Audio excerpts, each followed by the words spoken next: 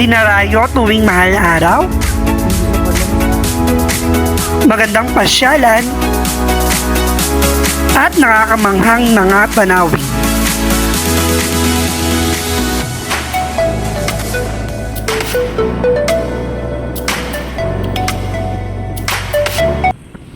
Sana naman kapanapanabik na paglalakbay ang ating gagawin, mga kahar. Kaya sama lang kayo dyan, ha. Alamin natin at tuklasin ang ganda ng Lucban, Quezon Province. Tingnan natin kung ano yung mga maaaring tignan at pasyalan dito sa Lucban, Quezon, particular na sa kamay ni Jesus. So, sama lang kayo, mga kahar, ha. Diyan lang kayo sa aking likuran para lahat tayo makapunta sa ating patutunguhan. Go! At syempre kasama ko rin ang mga ka-team Har sa masayang paglalakbay na ito. Kaya ano pang hinihintay mo, mga ka-Har? Tara na! Gora na! Rama na! Dito sa Lucban, Quezon! Let's go! Pero teka guys, bago ang lahat, paano nga ba pumunta rito sa kamay ni Jesus? So kung ikaw ay team commuter, coming from Manila by public transportation, you can take a bus, jam or JAC liner from terminal in Buendia, Pasay or Camuning, Quezon City. Tell the conductor to drop you off in Lucena Grand Terminal. At mula nga doon sa Grand Terminal sa Lucena, sakay lang kayo ng jeep papuntang Lucban, then sabihin nyo lang din sa driver na ibaba kayo sa kamay ni Jesus. So yun guys, ang pinaka-simplest way na pwede ninyong gawin upang kayo ay makarating dito sa kamay ni Jesus. Ang kabuuan ng kamay ni Jesus. Mga ka-har, as you can see, doon sa miniature pa lang na pinapakita ng kamay ni Jesus, talagang parang maghapon tayo mamamasyal dito sa kamay ni Jesus. So, kaya niyo pa ba? Ha? Let's go!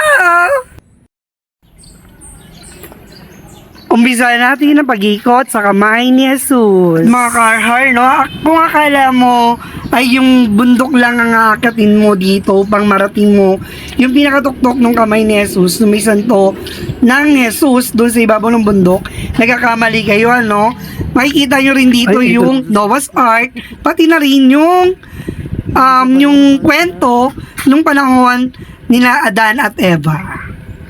So, nakaka-excite talaga, mga ka-har. Let's go!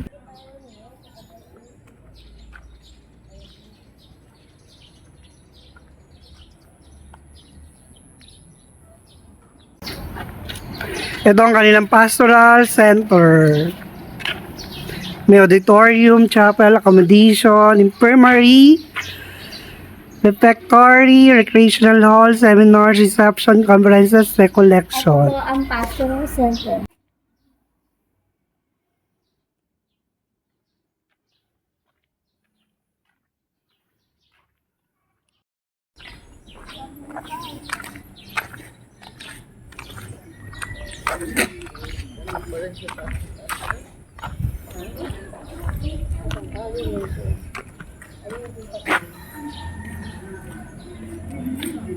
Ito ang kanilang confession room.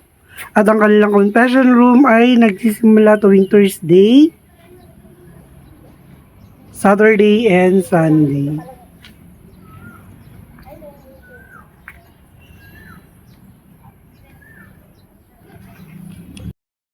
Makikita nyo rin guys yung mga life size na mga santo rito, mga iba't ibang klase ng mga santo.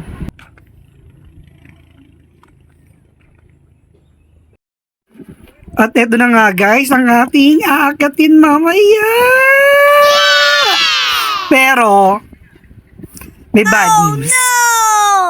Dahil napakaga namin pumunta rito, sarado pa yan. Mga alas 10 pa daw nagbubukas. Kaya naman, habang maaga pa, tayo muna maglibot sa Noah's Ark and then pati na rin doon sa Eden's Garden. Andito tayo ngayon, mga ka-har, sa Rosary Garden ng kamay ni Jesus. Ito na yung pinakamalaking rosary na nakita ko sa aking buhay. May ilaw yan, Mm. Look at that. Wow!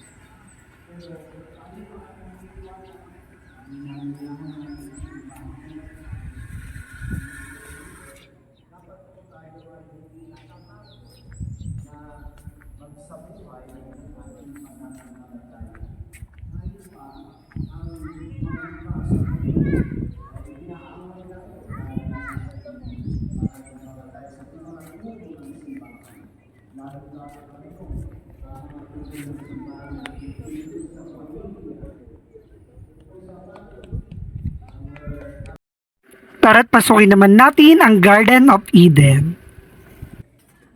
Makikita nyo rito guys, kung paano nilalang ng Diyos ang tao dito sa lupa. So, yan, pasyalan natin itong Garden of Eden. At kung ano pa makikita rito sa loob ng Garden of Eden.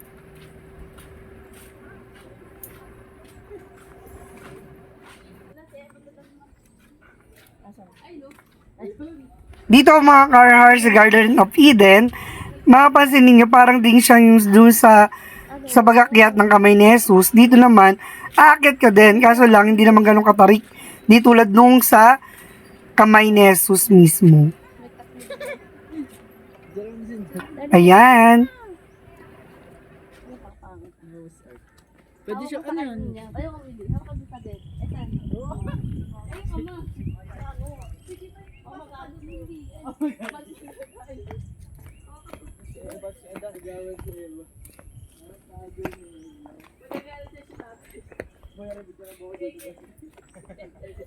Sa part naman na ito mga karahar, makikita ninyo ang Noah's Ark. Ayan, ito saka yung mga iba't ibang hayop na niligtas ni Noah nung panahon ng malaking bagyo o malaking pagbaha rather mali na nangyari nung matagal ng panahon sa panahon ni Noah. Ayan, mapapansin nyo rin dito yung barko, no, na sinakyan nila at ginamit nung panahon na may malaking baha. Ang ganda rito ka, talagang feel mo yung unang-una, yung nature, pangalawa yung solemnly ng lugar, no? Talagang tahimik, makakapag-meditate ka ng maayos. At syempre, feel mo na malapit ka talaga sa ating amang lumikha. Dahil talaga naman yung presence ng nung ambience is talaga mapapalapit tayo kay God. Saka pinapaalalahanan niya sa atin na tayong lahat ay nagmula sa Kanya.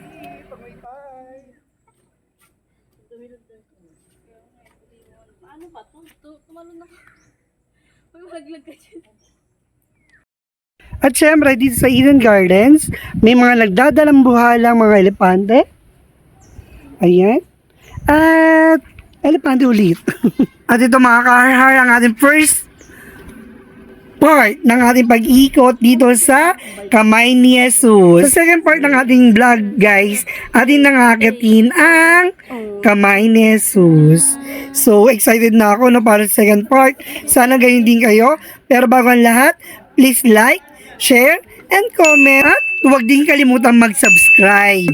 Pakihit na rin ang notification bell para lagi kayong updated sa ating mga video. So mga karha, mula rito sa Lucena, Quezon, sa kamay ni Jesus, hanggang sa muli, bye-bye! Shout out time!